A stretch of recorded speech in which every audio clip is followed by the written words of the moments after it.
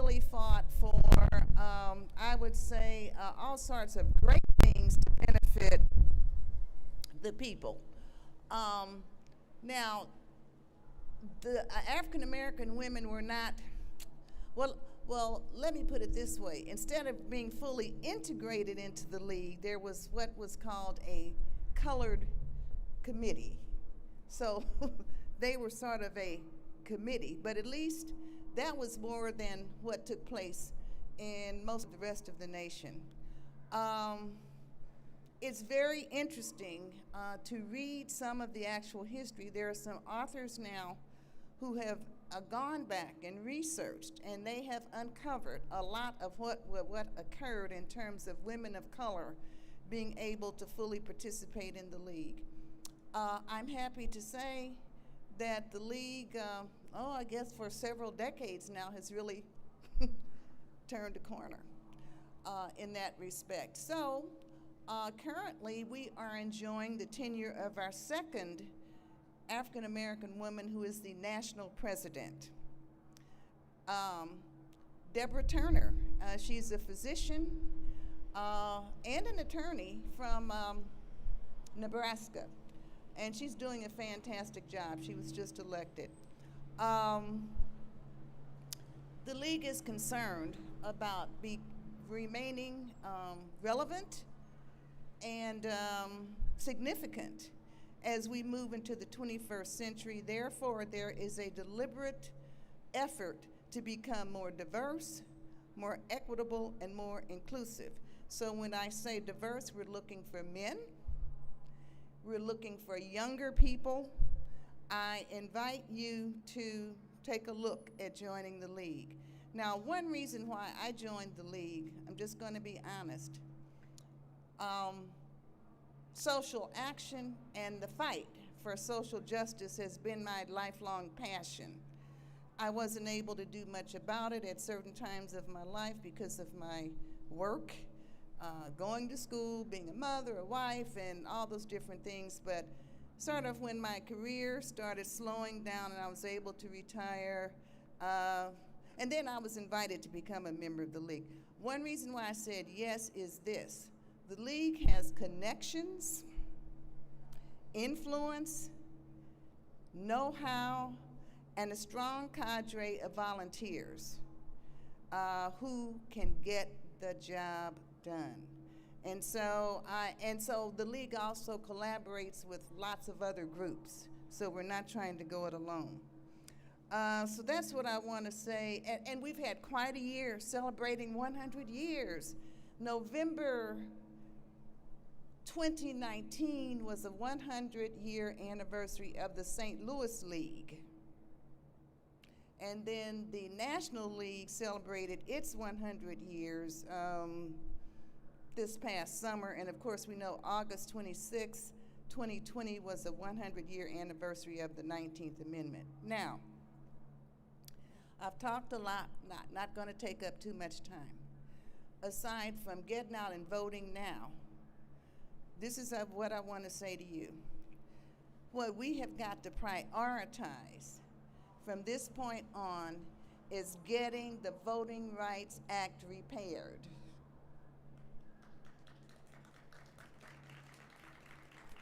If we are, and believe me, I'm really upset when I see on the news that some of our brethren, black, white, blue, green, and purple, are standing in line for 6 and 7 hours to vote in certain in certain parts of the nation. That's absolutely ridiculous. That would not be going on had the Supreme Court not gutted the Voting Rights Act. So I don't care who is elected or reelected as a U.S. Senator from Missouri, elected to the House. We have to let them know that we want them to repair the Voting Rights Act. And it can't be a one-time only thing. What we have to do is bombard them continuously with that message. Because if we had a whole Voting Rights Act, we wouldn't be dealing with the voter suppression to the extent that we are. And I think our elections would have been way more fair than they have been in the past 10 years or so. So I would just like to say it's good to be here. The League is glad to have a chance to add its voice. Go online, check us out, consider joining us. Oh, and by the way, an individual can join the League at the age of 16 years old. So we have some members that are that young, and believe me, they are to be treasured because they have tech skills that I don't have and know-how that I don't have, and so we can, marry their skills, our experience, and I think it makes for an awesome force. So let's go forward. Let's hope for the best. You know, the League cannot talk about candidates, right? We're getting real big legal trouble. But we can talk about issues. And so I want to make a plug. Please vote no on Amendment 3 if you haven't voted already, okay? And I have some little flyers here. Anybody that wants them can have them. We have got to defeat this thing because Amendment 3 would lead to unfair representation. We've been cheated out of our share of representation long enough. And so we've got to get the word out. A lot of people don't even know what it is. So we've got to get the word out, no on Amendment 3. And with that, I'll end my remarks. Thanks very much. Have a wonderful evening.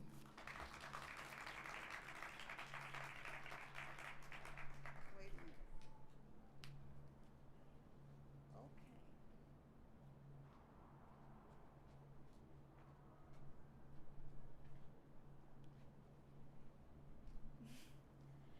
Thank you so much, Co-President. I'm Abby Leonard, and our next speaker is Campaign Manager and former Executive Director of Brand New Congress, Isra Allison. Brand New Congress is a political action committee whose mission is to elect regular working people to Congress who put people before party and to make government more accountable and responsive to the needs of all Americans. Isra Allison's tireless work has helped greatly in contributing to the success of politicians such as Congresswomen Alexandra Ocasio-Cortez and Cori Bush. Many Americans ask, how can a singular person truly achieve change? To that, I quote Rosa Russell Ingalls and say, it will be a heroic spirit burning with a heroism of the soul, fed by noble fires. We are to be disciplined as never before and must strengthen for heroic work and harden for heroic sacrifice. Without further ado, I introduce to you a true hero, Isra Allison.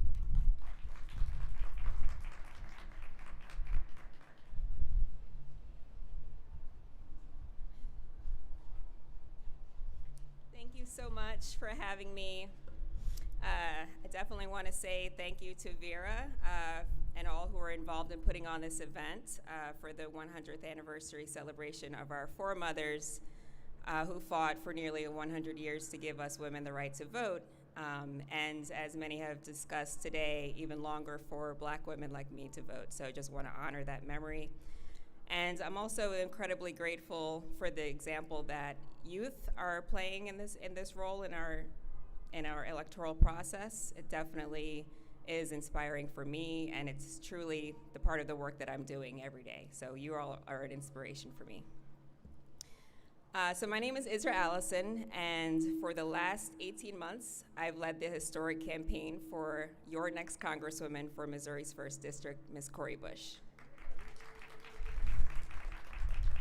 So before getting knee-deep into this campaign, I'd like to just give you a little bit of background on myself and how I got involved. I came to know and love Cori through my work, as was mentioned, with Brand New Congress, an organization to transform the United States Congress by electing what we call extraordinary ordinary people.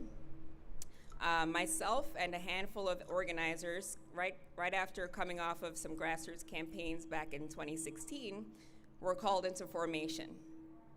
Donald Trump was about to be the new president, and it was time to look at the 2018 midterms and really the true power that is held within congressional districts. Because lives are at stake and Congress is broken, and what we were seeing was corrupt politicians that neglect their communities. What we noticed, which I'm sure all of you do as well, is that our middle class poor people keep getting poorer. Our infrastructure is crumbling, continues to leave people behind. We won't have anything left for our future generation. So that's what this is all about.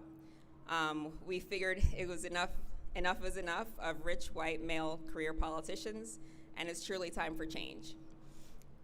So what we were looking for was regular working people, like I said, extraordinary, ordinary people, people that are servant leaders and have been making a difference for years in their community through activism, and people that pledge to never be corrupted by corporate interests and by lobbyist money, and who are only accountable to the people that they serve. And at Brand New Congress, we received tens of thousands of nominations from all over the country, teachers, doctors, environmental activists, small business owners, and yes, nurses. We wanted those who say yes to a progressive agenda for a $15 minimum wage.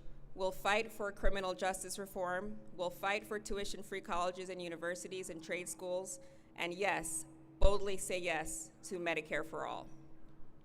Cori Bush is this dream actualized. Cori is a single mother, a registered nurse, an ordained pastor, a community organizer, and the greatest activist of our time. When Cori ran in 2018, she beautifully illustrated that people will exercise their vote for someone they believe in. And that was very clear with the 53,250 votes she received, which was more votes than anyone has ever received while challenging the incumbent. While I served as executive director of Brand New Congress, I traveled the country, knocking on doors and helping campaigns organize power for congressional races in 2018. Our journey was also documented in the film Knock Down the House on Netflix, which highlights the races of Alexandria Ocasio-Cortez, Amy Villela, Paula Jean Swearingen, and our very own Cori Bush. So after that journey, I came to realize that Cori was someone I wanted to dedicate full-time work to, understanding that she accomplished so many great things here in this district. And with the organizing power across the country, we know that we could mobilize to get her past the finish line. So in 2020, she won 72,812 votes and is now going to Congress. So the moral of this story is that the power of your vote is really important. We are seeing this actualized. So many people are not willing to vote because they don't have anyone to believe in. Many people have given up on the electoral process, thinking that no one is actually going to serve them. And what we need to do is continue to elect regular working people that look like the communities that they serve, that have real life experience and on the ground work, and that are literally nominated by the people. And that's what Brand New Congress aims to do.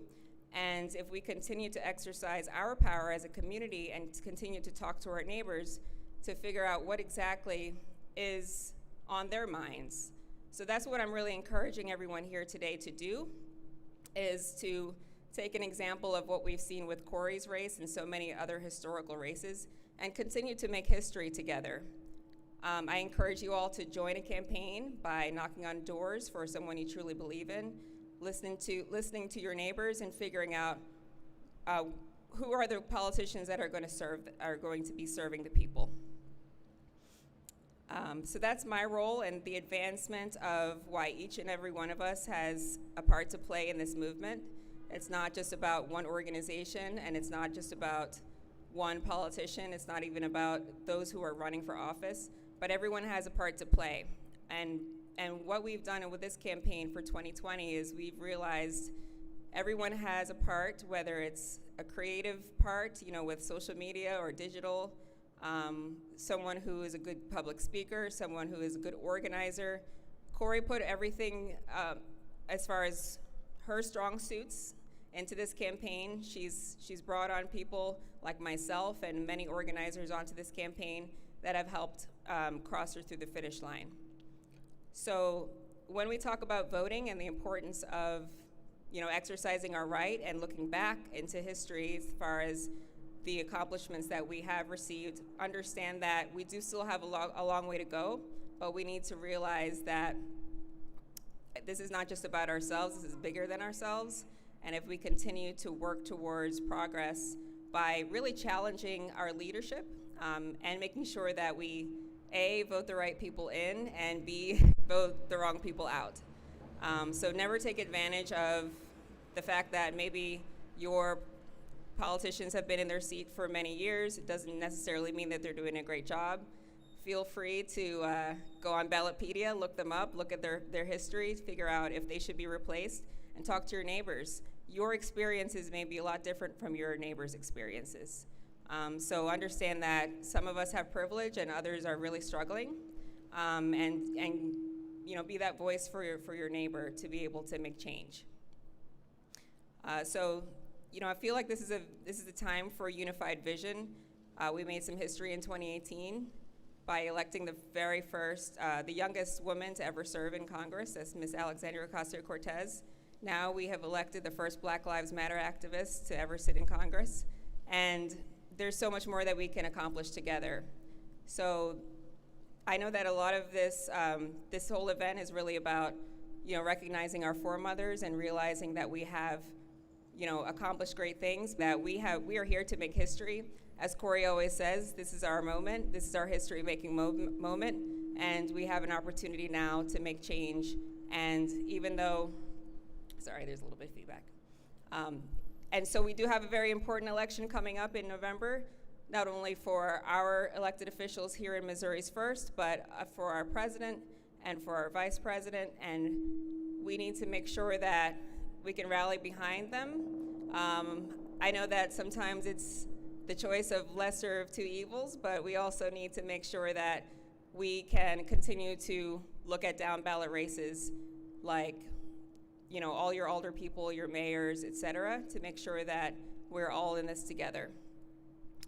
So I'm here if you have any questions, but thank you so much again for organizing this event and continue to do the good work.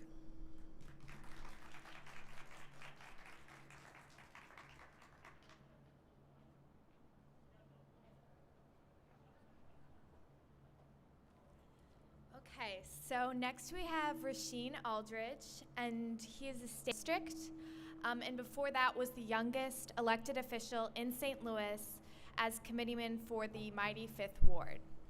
Representative Aldridge has his roots in community organizing and activism. He got his start as a worker organizing in the fast foods industry for Fight for 15 and was the youngest Ferguson Commission. As student activists ourselves, we are proud to note he was also the executive director of Young Activists for United for St. Louis and the student co-chair at Missouri Jobs with Justice. Here he is.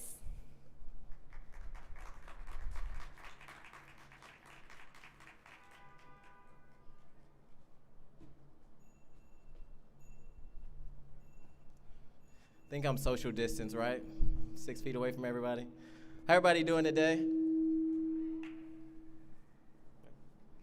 Getting a little feedback. Maybe it's my cell phone. I don't know what pocket it is, but I'm gonna step back. Usually I'm also not used to being at podiums where I feel like I'm taller than them, but for those who do not know me, my name is Rasheen Aldridge. I am the state representative of the 78th District. I am also the 5th Ward committee man. But before I begin, I just want to give a huge shout out to all the young people at Civitas that continues to, I work with you guys a lot. I've been to a couple of the forums and talked with you, but even though I'm young, I give a huge shout out to these young people because at their age, I'm 26 now, but at their age in high school, I was not, thinking about organizing, thinking about talking truth to power, because that's what these young people up here doing. They're talking straight truth to power, and they're saying what they want to see done in their community, in their school districts, in their neighborhood, in their state. So please, everyone, let's give a huge round of applause for all the young people today. So I also want to appreciate you guys for inviting me, a male, at this 100th anniversary of the women's rights movement. And it means a lot because I think it's important that, one, people know in all our movements, one, that we all stand in solidarity. All our fights are in together. But we also know when it comes to certain movements, some people need to be up front. And some people need to play a good role as being an ally and stand in solidarity. And as a male that has not had to go through the struggle of what many women, especially our black women and especially our trans women, have had to go through, it's still important for me as a male to make sure that I stand with them and say that their body is their choice. And they have the right to do what they want to do with their body. They have the right to do if they want to run for office. We need more women in positions of power. We need more women that's leading the next generation forward, and we don't usually see that in a lot of sectors, if it's in our workplace, if it's in politics, or if it's in our own community. So I just appreciate you all for allowing me to be here and speaking with you today. But right now we are in a fight of the soul of our nation. It's something that I usually don't repeat from our Democratic nominee, Joe Biden, but it is really true. There's so much at stake.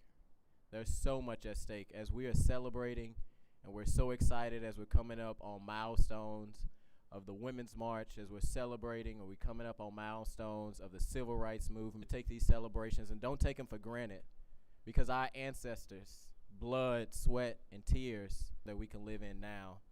But we can't give up. Like I say, there's so much at stake. We know we have an election coming up. Shout out to the League of Women Voters. I know they're partisan, but I can say who to vote for. We got to make sure we get somebody in office on our state level, on our federal level, but also in our communities that are actually going to do for the people. We need to elect folks like Joe Biden. We need to elect folks like Kamala Harris. We need to elect folks like Nicole Galloway, who's running for governor, Alicia, who's running for lieutenant governor, and so many more amazing women that's going to understand and look at policy in a woman frame. And that's actually what's needed. Someone who is compassionate, someone who has been able to nurse and birth children, someone who looks at things a little different than I do as a male. We need more women leading in positions of power. We need more women leading in our boardrooms. We need more women leading as our principals, as our doctors. And as they lead, we also need to make sure we pay them a livable wage. There's so much that is at stake right now that we cannot take this moment to let up on the gas pedal. As we celebrate right now, it feels all good, but we know on November 3rd that we got to go big and we got to go hard. We got things on the ballot such as Amendment 3 that is trying to do the unwill of the voters. We have things in the future that is potentially trying to overturn Roe versus Wade, the civil rights movement, and now is not the time to let up.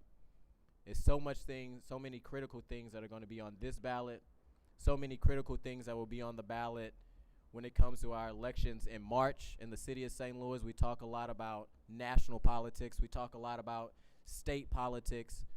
But it's our local elections that matter. It's our local ballot initiatives that really matter. As we celebrate right now and once again applaud these young people for being unapologetic, for organizing and speaking truth to power, and we uplift them and continue to uplift them, let's make sure we support them, but let's also make sure that we don't let up off the gas pedal, because there's a lot at stake. As we stand on great shoulders of many, excuse my language, it may be streamed, badass women, they wanted us to do and fight for the next generation of women, fight for the next generation of trans women, fight for the next generation of black women. And as a black man, you can count on me to stand side by side with each and every one of you along the way, because this is all our fight. But it also is a role for a woman to know that we as men need to sometimes step aside and play our role, because once again, it's women's body, and it should be a woman's choice to choose what she wants to do, not a man. Because last time I checked, they don't tell us what to do with our body, so we shouldn't be telling women what to do with their body. So I thank each and every one of you, and I especially thank the young people that are organizing today and that continue to organize and have been organizing and resisting and speaking true truth to power, because that's how we're going to make a change at the ballot box, but that's how also we're going to make a change in the next generations to come. So thank you guys so much.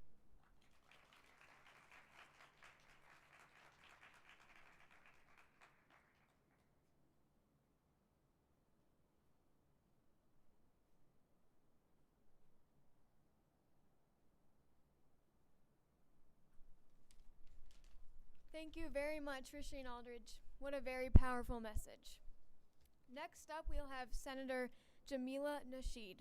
Senator Jamila Nasheed grew up with us here in St. Louis and attended Roosevelt High School. She served as a member of the Missouri House of Representatives from the 60th District from January 2007 until January 2013. She was the first Muslim woman to serve in a state legislature. She was elected to the state Senate in 2012 and is now finishing her last Senate term. Senator Nasheed has also been a leader in campaigns and demonstrations for racial equality and she owns her